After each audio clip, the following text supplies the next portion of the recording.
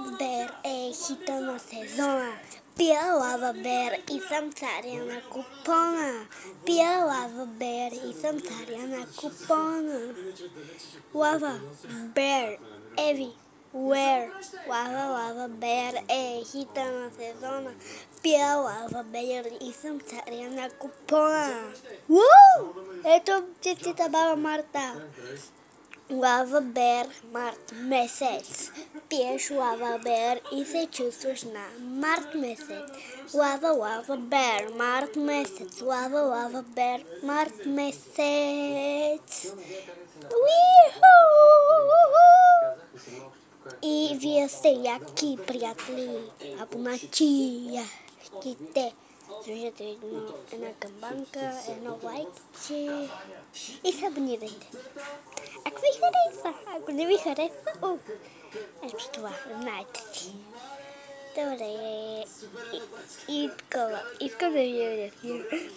Днеска брат ми слиза и такова, и аз казвам.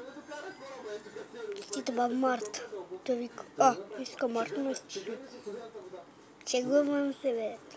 Това е първа априлска шега. Чао, бе.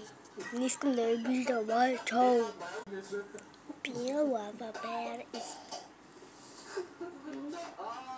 Какво съм направил аз, бе? Аз го пех от 4 години. Да, не мисля, че е крайно време да ти покажа какво съм измислил под спалния чувал. Какво се сложим под спалния чувал. Нямам търпение. Нали си взехме турби за смет, нали, ако направим куп, да може да си го съберем. Да. Обаче, като дойдохме, видях, че има Айде отидем. Наберем малко. Между другото, гениално е. Да, ево. Тане, набрах яко листа. Гледай какво става тук. Да ти кажа, Баязор видях. Няма да лъжа, Баязор видях. Може да направим по още едно и ще стане супер. 3 кила слонина.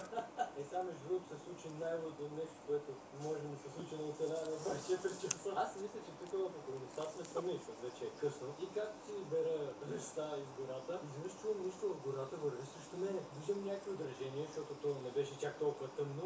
Върхва някакво животно и тръгва срещу мене. И изведнъж двама човека, аз си разстали пари. По едно време прескачат тук, тръгват към мене и да, нещо ми казаха, които супер бързо тръгнаха към мене. И аз се стреснах към добър вечер. И те, какво има тук в черната турбичка? Викам, мрежички ли има? И аз супер много се стреснах към мене, викам листа.